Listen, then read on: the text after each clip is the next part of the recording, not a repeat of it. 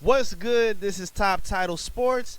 I am Eric Vincent. Thank you for tuning in and being here. We appreciate your time because it's time to preview my Detroit Lions Week 3 action at home against the Atlanta Falcons coming up this Sunday.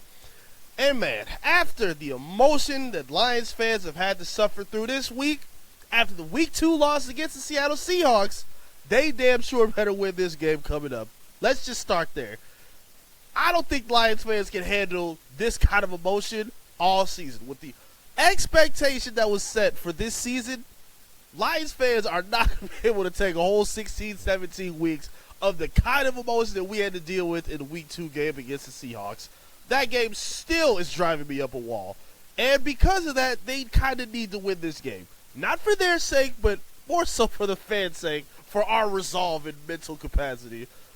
I can't take to see the Lions play the way that they did against the Week 2 Seahawks, man. They can't do this again. They got to come out and get a win against a team in Atlanta that's pretty hungry, that's playing better than people expected to, that has some pieces that are pretty terrifying for the Lions to match up against.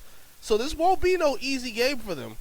I believe they should be able to come away with a victory, but we have a lot of things kind of working against us right now. Injuries still continue to be a problem. They're going to be without David Montgomery. I haven't heard a word about Taylor Decker yet. He hasn't really practiced much this week. There's a lot of guys that are still kind of banged up going into this week. Amon-Ra St. Brown, had limited action in practice throughout this week. The Lions are in a place where they need to be healthy right now. They had healthy scratches like Isaiah Buggs sitting out. According to his Instagram post, looks like he's going to play this week, which is much needed. A team that's down Josh Pascal, you're down James Houston, and you're kind of dwindling on defensive line depth at this moment. So Buggs is like he's going to get a shot to play, and hopefully he can make a difference out the game because they're going to need it. They're absolutely going to need it with that defense. They've been tested a lot these opening few weeks, and it's not going to be much easier going up against Bijan Robinson and the weapons that are loaded on the Atlanta Falcons offensive side of the football. Going up against Kyle Pitts is very terrifying with this defense. I would have been more comfortable if CJ was still on the field because I feel like he could have been a good cover option to help match up against the Kyle Pitts. At least maybe as one. Maybe they double him a little bit more than often in this game. I'm not sure what the Lions' game plan is, but Kyle Pitts is going to be a factor. Drake London's going to be a factor. He's going to be big two options right there for Riddler to be able to throw to. And then, of course, we talked about Bijan. The Atlanta Falcons are sitting up here with the, third best rushing attack in all of football, averaging, if I'm not mistaken, 130 yards a game. Yeah, they've 170, excuse me. They've been all over the place. They've been pretty dangerous these first 2 weeks, and all because of Bijan Robinson and Tyler Algier. There's a pretty dangerous 1-2 punch between those two. They're getting into the end zone. They're spreading out. They're keeping defenses modest. And the Lions got their work cut out for them at this point. I mean, they've been okay against the run so far. Kenneth Walker didn't really do a ton against them in the Week 2 matchup. And Kansas City's best running attack was Patrick Mahomes scrambling. That's really been the rushing attack that the Lions need to be worried about. And I'm not expecting a whole lot of scrambling and running from Riddler to take apart this defense. I believe they'll be able to keep him in the pocket more so than the other quarterbacks they played against these first couple of weeks. Now, in terms of the running attack, again, that's going to be a little bit tough. D-line needs to step up. They need to be able to get pressure on the quarterback more than anything. Bijan hopefully will not run wild, but more than anything, this defense needs to start getting some hits on the quarterback.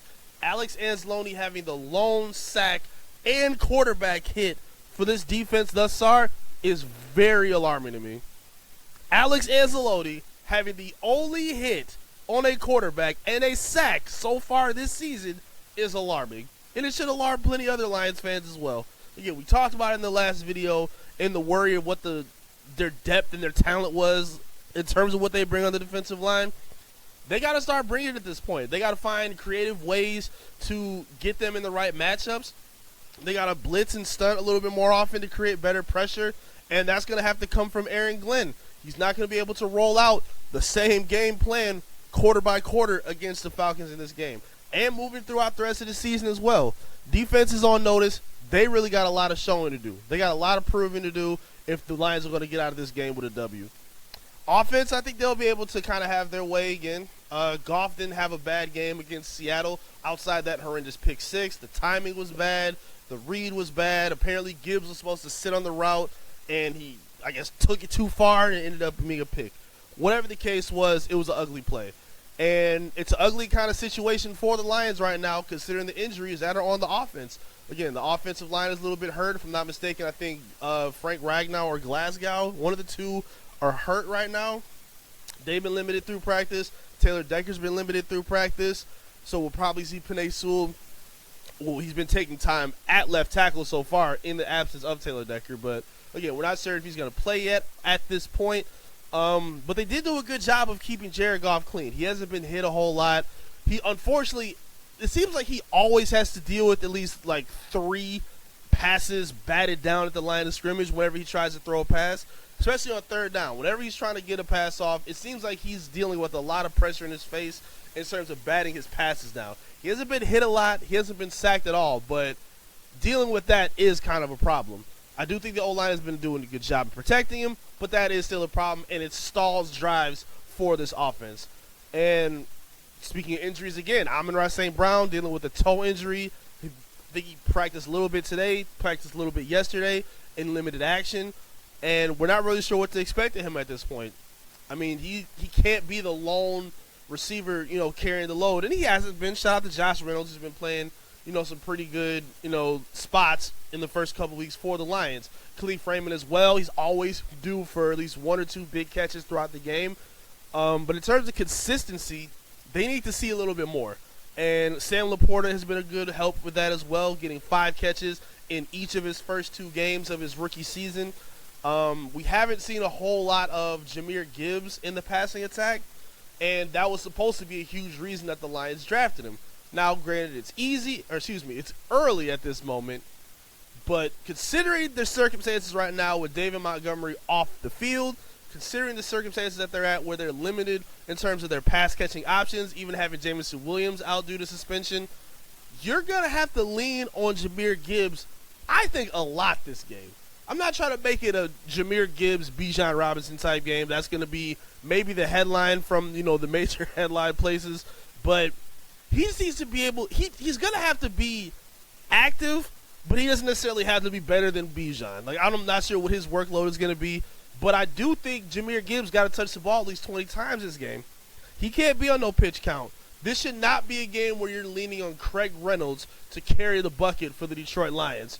You traded down to get this guy. You had all the bravado in the world during the draft, saying it was easy to draft Jahmyr Gibbs, and you say we don't live on anybody else's mock draft. We do things our way. Okay, well now's the time where you're gonna have to show that value for that running back. And I'm not doubting him. I think he's a damn good player. I think he has great value, especially at home on turf. I think he should be able to light up defenses, especially one like the Falcons, which isn't very good against the run. So I think the Lions need to be in a position where they're creatively putting Jahmyr Gibbs in the best opportunities to take advantage of that defense. And I think he can. I absolutely think he can. Ben Johnson needs to make that happen. Dan Campbell needs to make that happen. And they need to learn to coach smart this time around, more so than brave. Smarter than brave should be the key in this game. Instead of trying to come off as the smartest guy in the room, just stick to the elementary moves that need to be made in order to win this football game.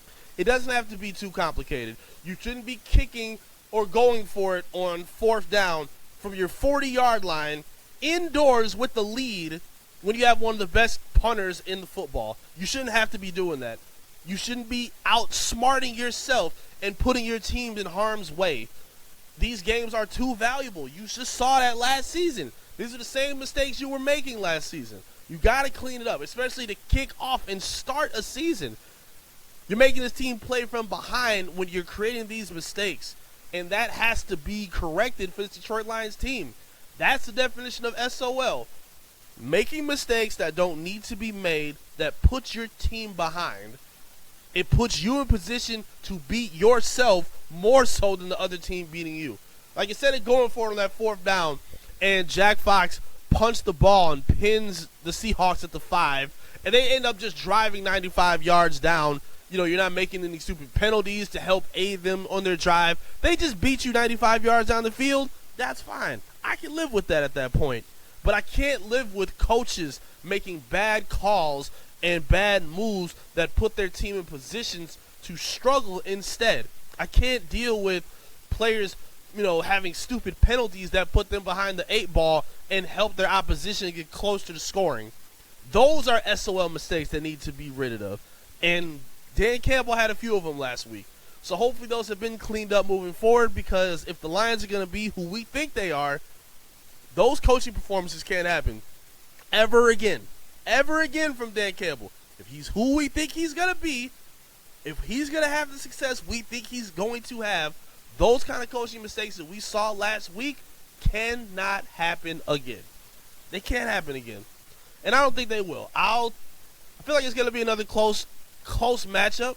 I don't think we'll see overtime, but I do think we'll see another one-score game. I will pick the Lions to win 28-24 against the Atlanta Falcons. But I want to hear the score from you. Talk to me in the comment section. Who's winning? What's the final score? Talk to me in the comments who you think is coming out on top of this game. Make sure you like the video as well. Share the video. Subscribe to the channel. Help us get on our way up to 100 subscribers by the end of the year. We would love to make that happen with your support. Thank you so much for your time. I greatly appreciate you being here. Go Lions. I'll see you again in the next video. Peace.